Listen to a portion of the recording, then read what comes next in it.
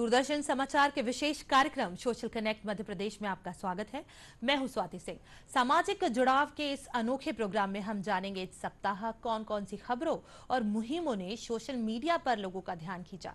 इसके साथ ही हम जानेंगे किन खबरों और वीडियो ने डाला समाज में सकारात्मक प्रभाव। शुरुआत करते हैं हेडलाइन से। सबसे पहले बात भारतीय संविधान के शिल्पकार और महान समाज सुधारक भारत रत्न बाबा साहब डॉक्टर भीमराव अंबेडकर की 133वीं जयंती की। इसके साथ ही जानेंगे मन की बात के 100वें एपिसोड को यादगार बनाने के लिए आप अपने नूतन सुझाव और प्रगतिशील विचार कैसे कर सकते हैं साझा। और अंत में देखेंगे प्रोजेक्ट टाइगर के 50 वर्ष पूरे होने के मौके पर प्रधानमंत्री नरेंद्र मोदी के सफारी लुक की वायरल तस्वीरें और वीडियो। सोशल कनेक्ट के इस अंक में सबसे पहले बात बाबा साहब की जयंती की। भारतीय संविधान के शिल्पकार, महान समाज सुधारक और सामाजिक न्याय के उन्नायक भारत रत्न डॉक्टर साहब भीमराव अंबेडकर की 133वीं जयंती पर कृतज्ञ राष्ट्र ने उन्हें भावांजलि अर्पित की। सोशल मीडिया पर बड़ी संख्या में लोगों ने बाबा साहब को याद किया और उनके बताए रास्ते पर चलने का संकल्प लिया। राष्ट्रपति द्रौपदी मुर्मू और प्रधानमंत्री नरेंद्र मोदी ने भारत रत्न डॉक्टर भीमराव अंबेडकर की 133वीं जयंती के अवसर पर संसद परिसर में श्रद्धांजलि अर्पित की। प्रधानमंत्री नरेंद्र मोदी ने ट्वीट कर बाबा साहब को समाज के वंचित और शोषित वर्गों के सशक्तिकरण के लिए अपना जीवन समर्पित करने के लिए नमन किया। देखिए वीडियो। हम सभी बाबा साहब के जीवन संघर्ष से परिचित हैं। इतने संघर्षों के बाद भी बाबा साहब जिस ऊंचाई पर पहुंचे वो हम सभी के लिए बहुत बड़ी प्रेरणा है। वो एक यूनिवर्सल विजन के व्यक्ति थे। बाबा साहब की विचारधारा के मूल में समानता अनेक रूपों में निहित है। सम्मान की समानता, कानून की समानता, अधिकार की समानता, मानवीय गरिमा की समानता, अवसर की समानता।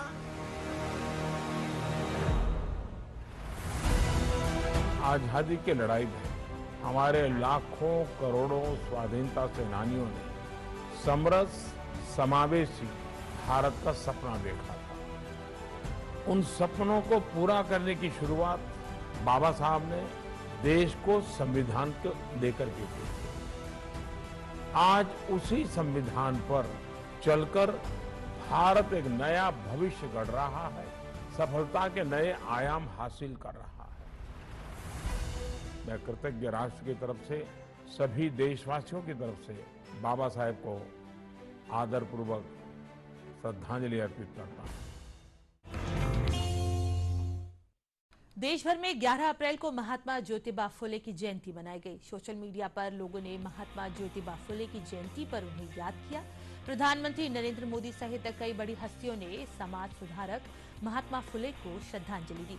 अपने ट्वीट में पीएम मोदी ने सामाजिक न्याय और पिछड़े वर्ग के सशक्तिकरण में महात्मा फुले के विराट योगदान को याद किया। पीएम ने कहा कि उनके विचार करोड़ों लोगों को आशा और शक्ति प्रदान करते हैं। देखिए वीडियो। महात्मा ज्योतिबा फुले समाज में भेदभाव मिटाने के लिए अभूतपूर्व योगदान दिया। महात्मा फुले ने उस दौर में बेटियों के लिए स्कूल खोले, कन्या शिशु हत्या के खिलाफ आवाज उठाई।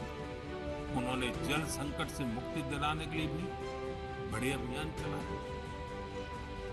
सत्य शोधक समाज की स्थापना की, जन जन के सशक्तिकरण के प्रयास किए। उन्होंने समाज को जागरूक भी किया और उसका हौसला भी बढ़ाया। आजादी के अमृतकाल में हमें ऐसी महान विभूतियों से सीखने और निरंतर प्रेरणा लेने की जरूरत है। हमें अपने कर्तव्यों को सबसे आगे रखना है। हम लोगों का एक ही मंत्र रहता है, सबका साथ सबका विकास। ये मंत्र ज्योतिबा फुले की प्रेरणा से मिला हुआ है। ये मंत्र हिंदुस्तान की मिट्टी की महक को लेकर के आया हुआ है। और अब बात जलियांवाला बाग नरसंहार की। जलियांवाला बाग नरसंहार की घटना को 104 साल बीत चुके हैं, लेकिन देश आज भी उन शहीदों को भुला नहीं है जिन्होंने इस दिन राष्ट्र के लिए अपने प्राणों की आहुति दी। सोशल मीडिया पर बड़ी संख्या में लोगों ने 13 अप्रैल 1919 के दिन जलियांवाला बाग में शहीद हुए सभी लोगों के बलिदान को याद किया। प्रधानमंत्री नरेंद्र मोदी ने अपने ट्वीट संदेश में कहा कि मैं जलियांवाला बाग में शहीद हुए सभी बलिदानियों के त्याग को स्मरण करता हूँ। उन सभी लोगों का सर्वोच्च बलिदान हमें हमारे महान स्वतंत्रता सेनानियों के सपनों को पूरा करने तथा एक सशक्त एवं विकसित भारत के निर्माण के लिए और भी अधिक मेहनत करने के साथ कार्य करने के लिए प्रेरित करता है। देखिए वीडियो।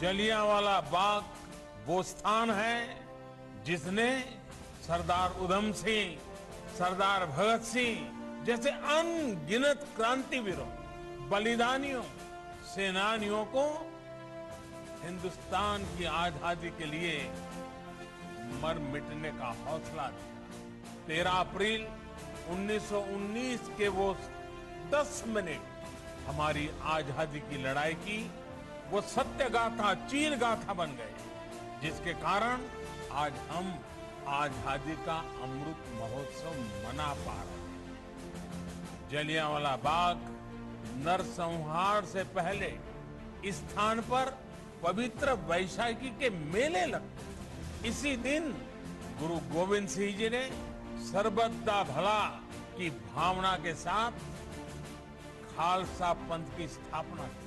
वो मासूम बालक बालिकाएं, वो बहनें, वो भाई जिनके सपने आज भी जलियांवाला बाग की दीवारों में अंकित गोलियों के निशाने में दिखते हैं। वो शहीद कुआं जहां अनगिनत माताओं बहनों की ममता छीन ली गई, उनका जीवन छीन लिया गया, उनके सपनों को रौंद डाला गया, उन सभी को आज हम याद कर रहे हैं। प्रधानमंत्री नरेंद्र मोदी ने 3 अक्टूबर 2014 को पहली बार अपने रेडियो कार्यक्रम मन की बात के जरिए देशवासियों से अपने विचार साझा किए थे और जन भागीदारी को प्रोत्साहन देते हुए वे देशवासियों के साथ लगातार जुड़ रहे हैं। मन की बात के एक एपिसोड में पीएम ने गर्मियों के दिनों में पक्षियों के लिए पानी रखने की एक प्रेरक कहानी के बारे में जिक्र किया था। मन की बात कार्यक्रम अब जल्द अपने 100वें एपिसोड की ओर बढ़ रहा है। ऐसे में प्रधानमंत्री एक बार फिर देशवासियों के साथ जुड़ेंगे। आइए मन की बात के 100वें एपिसोड के लिए नए भारत से जुड़ी प्रेरक कहानी और विचार साझा करें, इसे यादगार बना दें। ज्यादा जानकारी के लिए देखिए वीडियो। साथियों, मुपट्टम श्रीनारायण जी गर्मी के दौरान पशु पक्षियों को पानी की दिक्कत ना हो, इसके लिए मिट्टी के बर्तन बांटने का अभियान चला रहे हैं। गर्मियों में वो पशु पक्षियों की इस परेशानी को देखकर खुद भी परेशान हो उठते थे। फिर उन्होंने सोचा कि क्यों न वह खुद ही मिट्टी के बर्तन बांटने शुरू कर दे, ताकि दूसरों के पास उन बर्तनों में सिर्फ पानी भरने का ही काम रहे। आप हैरान रह जाएंगे कि नारायण जी द्वारा बांटे गए बर्तनों का आंकड़ा 1 लाख को पार करने जा रहा है। अपने अभियान में 1 लाखवां बर्तन वो गांधी जी द्वारा स्थापित साबरमती आश्रम में दान करेंगे। आज जब गर्मी के मौसम ने दस्तक दे दी है, तो नारायण जी का यह काम हम सबको जरूर प्रेरित करेगा और हम भी इस गर्मी में हमारे पशु पक्षी मित्रों के लिए पानी की व्यवस्था करेंगे। प्रधानमंत्री नरेंद्र मोदी प्रोजेक्ट टाइगर के 50 वर्ष पूरे होने पर कर्नाटक पहुंचे और कई कार्यक्रमों में शामिल हुए। इस दौरान प्रधानमंत्री सफारी लुक में नजर आए, जिसकी तस्वीरें और वीडियो सोशल मीडिया पर खूब वायरल हुई। सबसे पहले पीएम सफारी लुक में बांदीपुर टाइगर रिजर्व पहुंचे। यहां उन्होंने जीप से पूरे रिजर्व का दौरा किया। इसके बाद तमिलनाडु स्थित मुदुमलाई बाघ अभ्यारण्य में थेपाकट्टू हाथी शिविर का भी दौरा किया। इस दौरान पीएम ने Oscar winning film the elephant whispers documentary के पात्र महावत बेली और बोमन से बातचीत भी की। देखिए सोशल मीडिया पर वायरल फोटो और वीडियोज।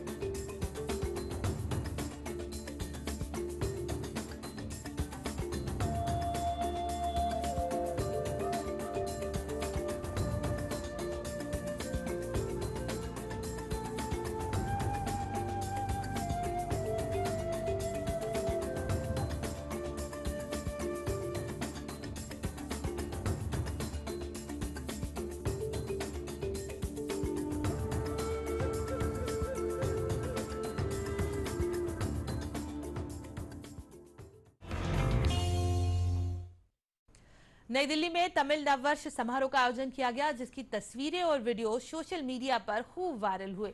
तमिल नववर्ष समारोह को संबोधित करते हुए प्रधानमंत्री नरेंद्र मोदी ने युवा पीढ़ी के बीच तमिल संस्कृति और विरासत के संवर्धन और भावी पीढ़ियों के लिए संरक्षित रखने पर जोर दिया है।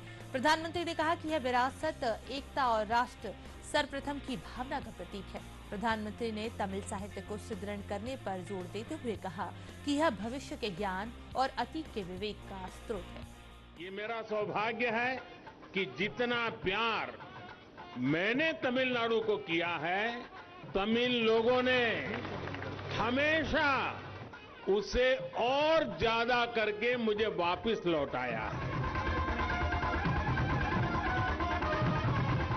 तमिल कल्चर और तमिल पीपल, ये दोनों स्वभाव से ही इटर्नल भी है, ग्लोबल भी है।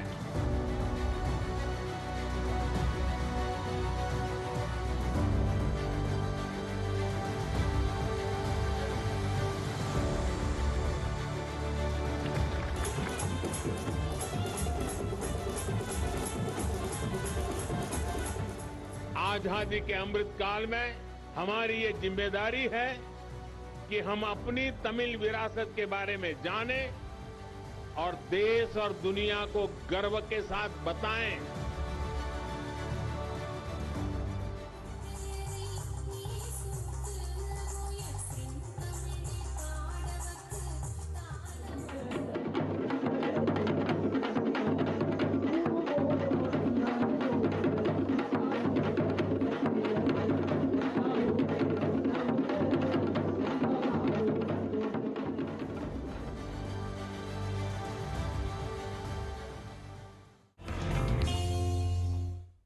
आज के कार्यक्रम में बस इतना ही। इस कार्यक्रम से जुड़े सुझाव आप हमें हमारे ईमेल socialconnectmp@gmail.com पर भेज सकते हैं।